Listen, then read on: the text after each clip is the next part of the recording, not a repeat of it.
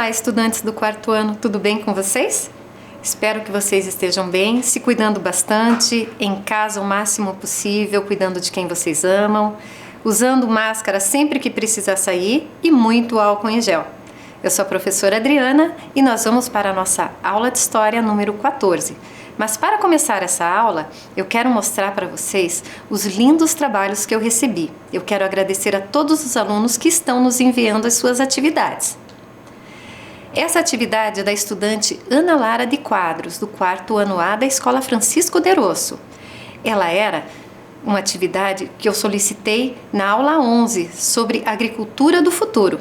Lembram da aula? Esse é o trabalho do Vinícius Vieira Assunção, do quarto ano A da Escola Elivir Dionísio. Muito obrigada, Vinícius, está lindo o seu desenho. Essa atividade é do Cauã Godard Ferreira, do quarto ano C da Escola Mansur Guérios. Também olha que interessante os robôs na plantação.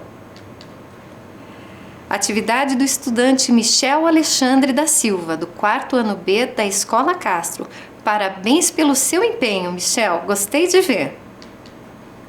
E atividade da estudante Laura Pons, do quarto ano B da Escola Desembargador Marçal Justen. Muito obrigada, Laura, está lindo o seu desenho também. Para a nossa aula de hoje, nós vamos precisar de alguns materiais, então vamos nos preparar.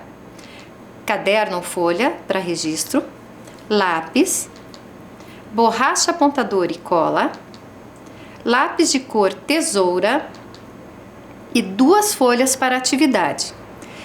Procure também na sua casa 2 objetos circulares, porque nós vamos precisar desenhar 2 círculos nessa atividade que vamos fazer hoje. Então eu vou dar um tempinho para vocês se ajeitarem.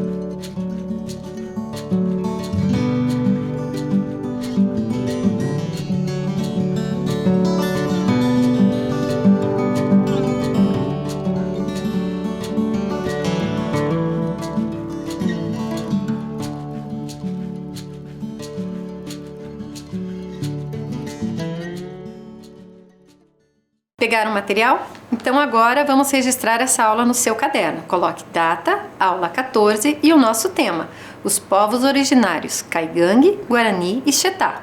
Tempinho para vocês copiarem.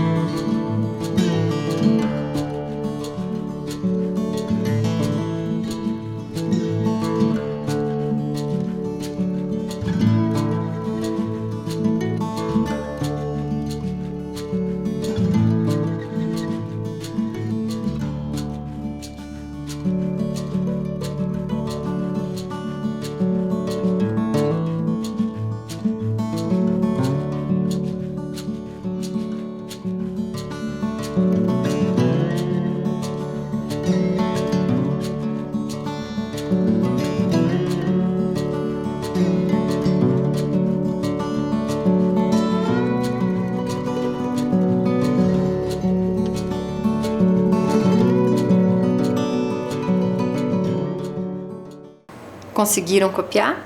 Então vamos começar a nossa aula revisando o conteúdo da nossa aula anterior.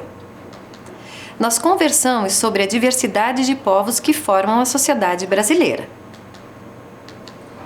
Que o nosso biotipo e o nosso sobrenome podem identificar quem são nossos ancestrais, ou seja, nossas características físicas e o nosso sobrenome podem dizer a qual família pertencemos. Lemos a história Por que Somos de Cores Diferentes, da escritora Carmen Gil, que nos ensinou sobre a melanina, que é a responsável pela cor da nossa pele. Pesquisamos também sobre a possível origem da sua família. E nessa pesquisa, o que vocês conseguiram achar? Encontraram as fotos antigas? Foram mexer nos baús da sua casa? Que bom! Pesquisaram o sobrenome? A origem do sobrenome de vocês? Conseguiram achar? Eu só sinto muito não poder ver todo o trabalho que vocês tiveram, mas eu tenho certeza que a professora de vocês da escola vai ficar muito feliz em corrigir essa pesquisa. Mas também nada impede que você tire uma foto, mande para sua professora e mande para mim, porque eu estou muito curiosa para ver o que vocês conseguiram descobrir. Para começar hoje, nós vamos com uma curiosidade. Você sabia que a primeira diversidade populacional que tivemos em nosso território foi de indígenas? Observe atentamente esse mapa. Antes da chegada dos portugueses, existiam cerca de 2 a 4 milhões de indígenas no Brasil.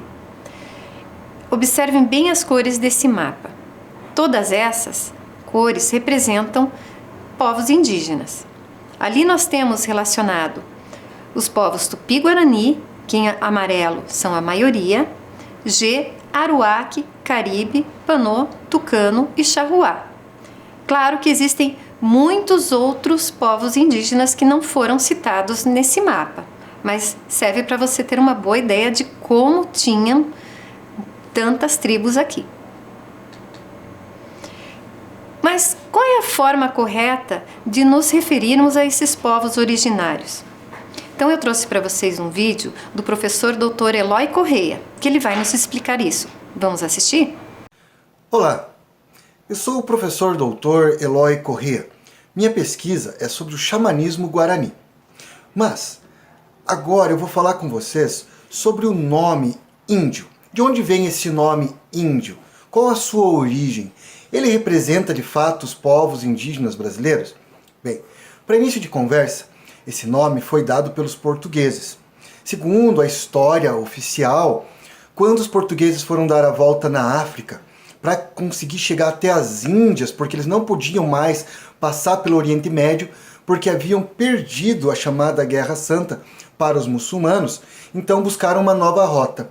Porém, se perderam e acabaram chegando no Novo Mundo, acreditando que tinham chego nas Índias, deram o nome aos habitantes que encontraram no litoral das Américas de índio. Mas hoje sabemos que a história não é bem essa. Eles vieram invadir, vieram atrás de matéria-prima e de mão de obra escrava. Então, quando chamaram de índios aquele povo recém-encontrado, acabou-se que essa nomenclatura foi adotada, esse nome índio foi adotado. Uma outra explicação é que os jesuítas, quando no contato com os povos indígenas, perceberam a sua pureza de coração, a sua harmonia com a natureza, com o espírito dos ancestrais, com os mais velhos e com a comunidade. Por isso diziam, então, que estavam em indios. Os padres, enfim, alguns de origem italiana diziam indios, estão em Deus. Mas esses dois nomes não são muito aceitos pelos próprios povos indígenas. Eles são, então, nativos, povos nativos, povos oriundos, povos primevos, ou aqueles povos que já estavam aqui antes da invasão que muitos chamam de colonização. Bem, mas cada povo indígena é diferente um do outro, do sul do Brasil, do norte, do nordeste. Mas eles aceitam o nome indígena. Aceitam então que sejam chamados, em vez de índio, de povos indígenas. E também não há tribo. São povos, nações de nativos, de indígenas. São aqueles povos originários do continente americano. E esses povos têm uma riqueza cultural muito grande.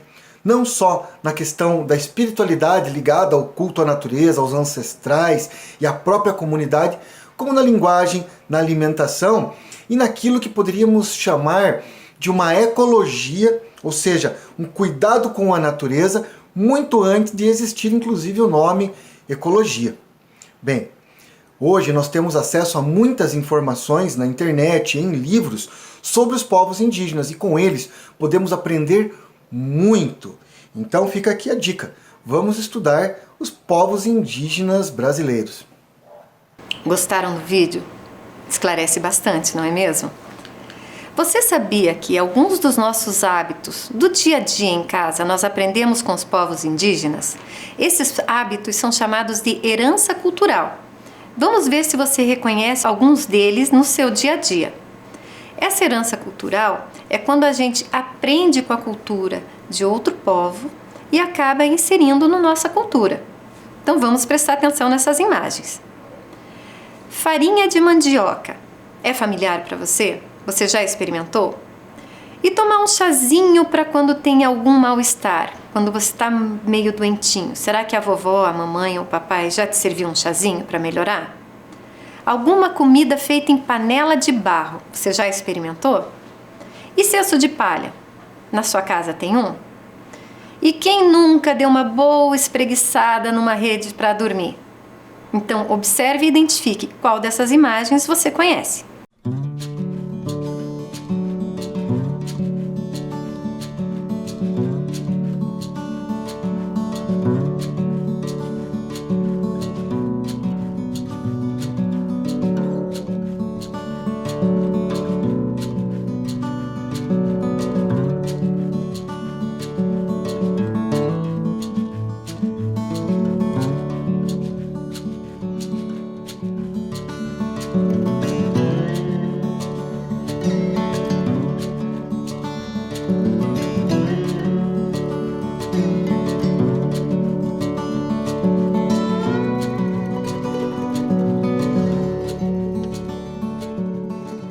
Identificaram?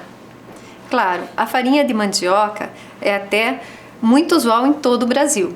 Mas você sabia que a gente tinha aprendido a usar a mandioca enquanto farinha com os nossos indígenas? Bacana, não é mesmo? E o chazinho todo mundo já tomou. Pelo seu contato com a natureza, eles têm o conhecimento de muitas ervas. E isso a gente se apropriou, a gente aprendeu com eles a nos curar também através dos chás. E a panela de barro, que delícia! Um barreado feito na panela de barro, uma moqueca feita na panela de barro, é muito gostoso. E o cesto é usual praticamente em quase todas as casas, né? É difícil ter uma casa que não tenha um cestinho de palha trançado ou a gente acha facilmente no comércio. E rede para dormir no verão, para dar uma descansadinha, não tem coisa melhor. Agora vamos prestar atenção nesse mapa que vai nos mostrar quais são as regiões indígenas, as áreas indígenas que nós temos no nosso estado. Preste bem atenção nesse mapa. Olhe o título do mapa. Nós temos 18 marcações coloridas em vermelho, em verde. Os círculos vermelhos representam as áreas indígenas dos Caigangue, as verdes do Guarani. E tem também alguns círculos que têm as duas cores, quer dizer que esses dois povos coabitam na mesma área.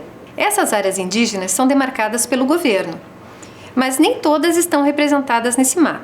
Por exemplo, Cacané-Porã é uma aldeia indígena urbana que nós temos aqui na cidade de Curitiba. Você sabia disso? Que tem uma área indígena aqui na nossa cidade? Nós vamos estudar ela um pouquinho mais para frente, mas só para você saber. Nesse mapa, vocês não viram citado o povo Xetá, porque infelizmente eles foram quase extintos. Tem muito poucos representantes dessa etnia aqui no nosso estado. Alguns deles vivem nessa aldeia aqui em Curitiba, no Cacané-Porã, convivendo com outros indígenas. Neste mapa vão aparecer o nome dessas regiões. Então, vocês podem observar que ao lado de cada marcação dessas áreas indígenas tem um número e corresponde à legenda desse mapa. Então, nós temos duas legendas, uma marcando os povos com as cores dentro do mapa e um número que vai identificar para nós qual é o nome dessa região. Por exemplo, o número 1 é Laranjinha. Conseguiram identificar? Ali no nosso mapa é uma área indígena Guarani. Aqui no nosso litoral do estado, próximo do Oceano Atlântico, você vai ver o número 18, porque são só 18 marcações indígenas que nós temos no Paraná. É a Ilha da Cotinga, que também é uma área Guarani. Agora, vamos fazer uma análise desse mapa. Eu quero que você copie no seu caderno essas questões para depois respondê-las observando o mapa no slide seguinte. Então, vocês vão copiar título do mapa, qual o significado das bolinhas coloridas, anote os significados de cada cor da legenda, a legenda vermelha e a legenda verde. Um tempinho para você copiar.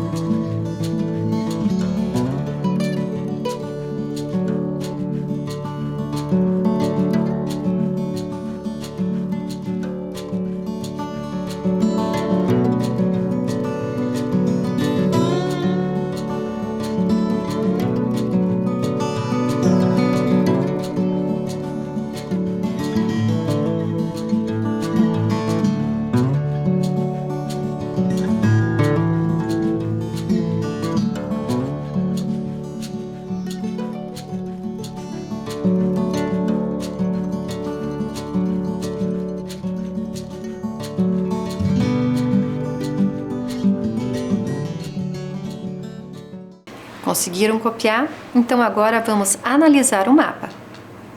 Um tempinho para vocês encontrarem as respostas.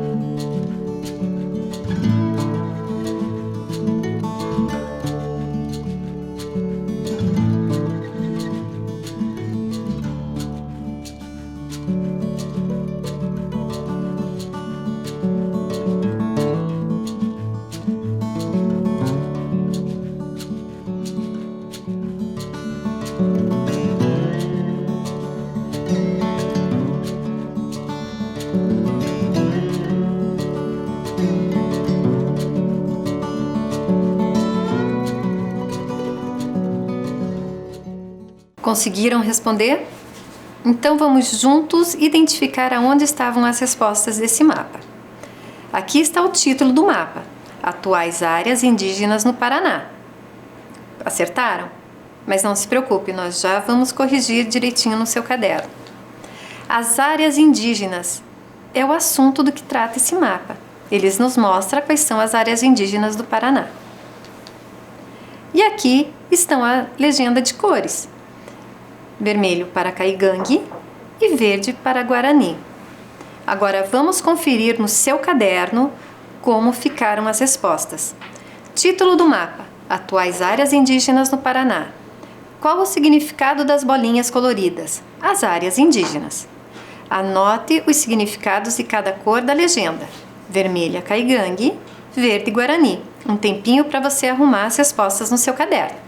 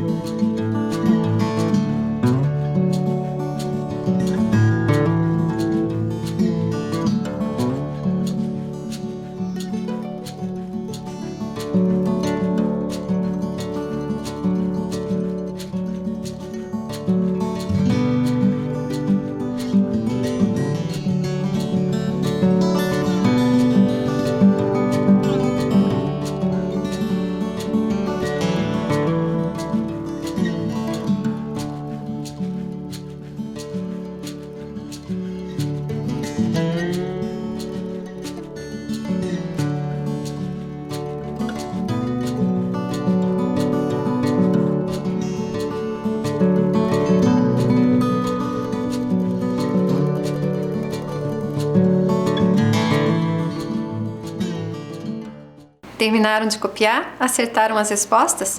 Muito bem! Vamos conhecer um pouquinho mais sobre o povo caigangue? Então eu quero que vocês observem agora, junto comigo, essa imagem. Observem como os meninos estão vestidos, aonde eles estão e o que tem ao redor. Prestaram bastante atenção? Depois eu vou fazer uma pergunta sobre essa imagem. Então eu quero que vocês memorizem bem. Ok? Então vamos lá.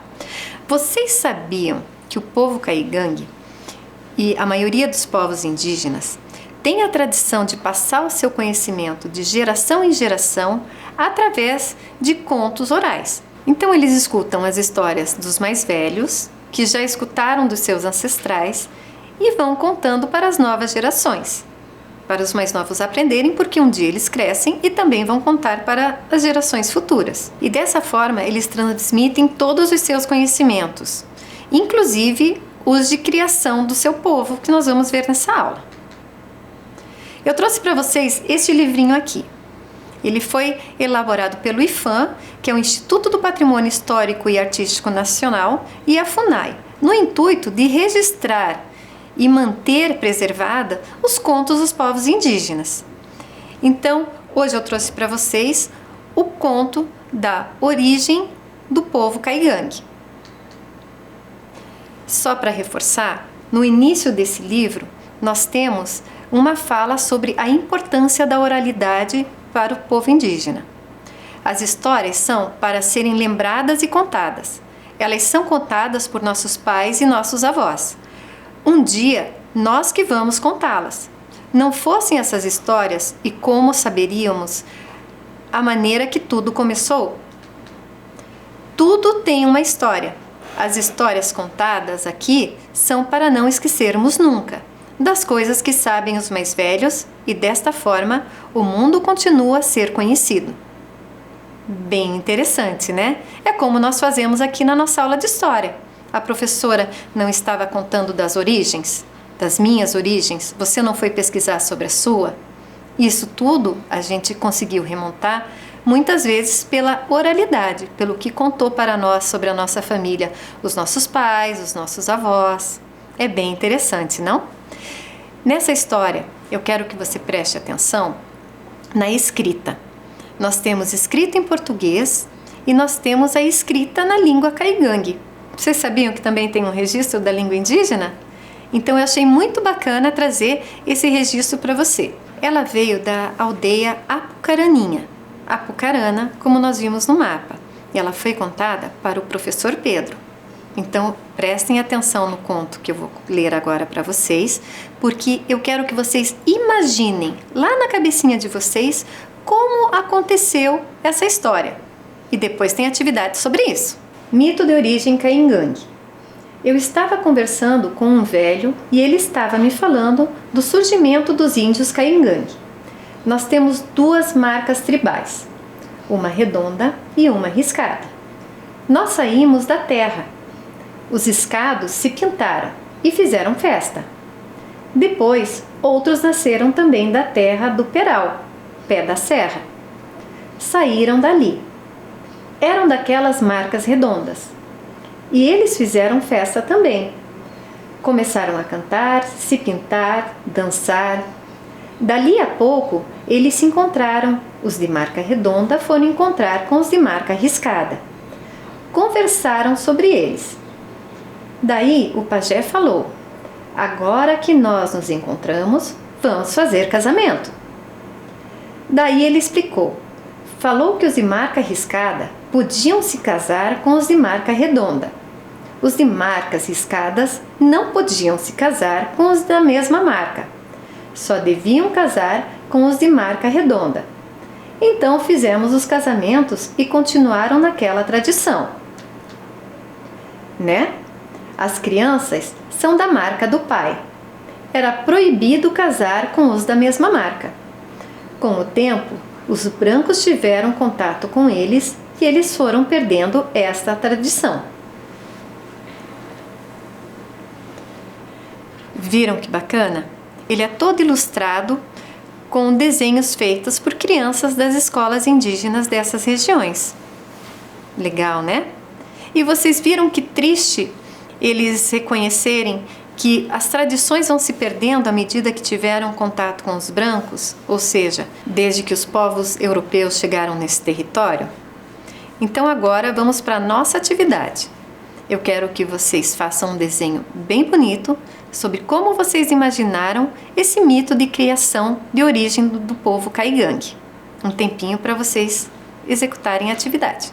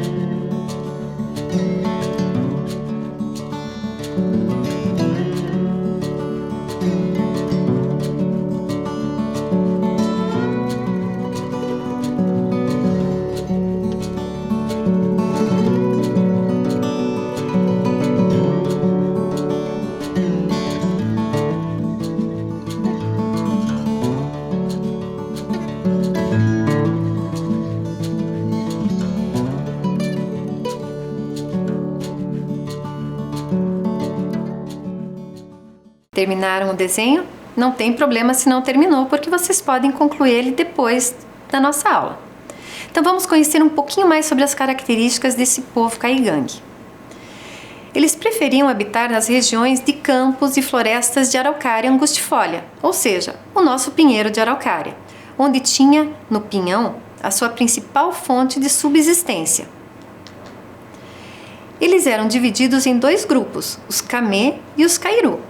Assim como no conto eles contaram que era o povo riscado e o povo de marcas redondas.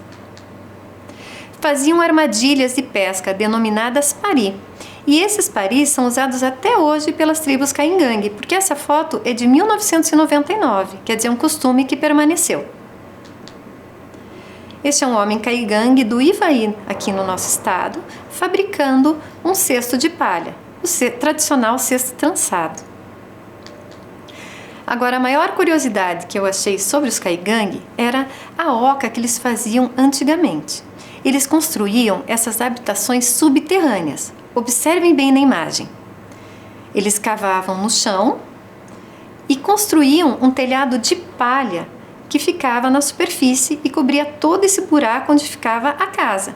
Vejam ali que tem escadas, tem uma pessoa dormindo na esteira, uma fogueira dentro da oca. O objetivo da habitação subterrânea era proteger do frio intenso próprio do sul do Brasil. Com o contato com o homem branco, infelizmente, eles tiveram tanto seu território reduzido como também perderam muito de seus integrantes. Nessa imagem, que é uma tela do século XVIII, mostra pra gente os indígenas sendo escravizados ou sendo aprisionados pelos povos europeus que dominaram aqui. Essa dominação começou por volta do século XVI. A atividade tropeira, também desenvolvida em consequência da ocupação do território, com a expansão das fazendas do gado, atingiu diretamente os territórios tradicionalmente ocupados pelos caigangue. Após violentos embates, os grupos que sobreviveram passaram a viver nos aldeamentos organizados pelo governo e que nós já vimos no nosso mapa anterior, não é mesmo? Agora, vocês lembram que eu pedi para vocês observarem aquela imagem? Será que os povos caigangue ainda vivem nas casas subterrâneas? Se você prestou atenção naquela imagem, você pode responder agora. Moram ou não moram? Eu acho que não moram, não. Estão vendo ali? Eles moram em casa, assim como os costumes que nós temos hoje. Agora eu vou propor para vocês uma atividade. Construir uma oca antiga do povo caigangue. Vamos lá? Para fazer essa atividade, eu encontrei um rolo de fita crepe e uma tampa de plástico que eu tinha na cozinha. Então, com o tamanho menor, no caso a fita crepe, eu vou marcar onde eu vou fazer o desenho do interior da oca. Então, esse vai ser o nosso chão. Então, aqui dentro desse círculo, vocês vão desenhar o que a gente vê dentro da oca do caigangue. Vai fazer a fogueira, a escadinha, um caigangue dormindo, tá ok? Eu não vou fazer porque eu sou uma péssima desenhista. Agora, com o maior, na outra folha, você vai fazer o círculo. Porque assim a gente vai fazer o nosso telhado. E a nossa porta. Eu vou mostrar para vocês como é que eu fiz. Então, eu recortei esse círculo que eu fiz aqui. Aí, eu recortei um pedacinho para fazer a porta da nossa oca. E aqui no meio, eu dobrei, achei o centro do nosso círculo e abri até o meio. Agora, eu vou poder fazer o seguinte. Dobrar aqui, vou passar um pouquinho de cola para fechar.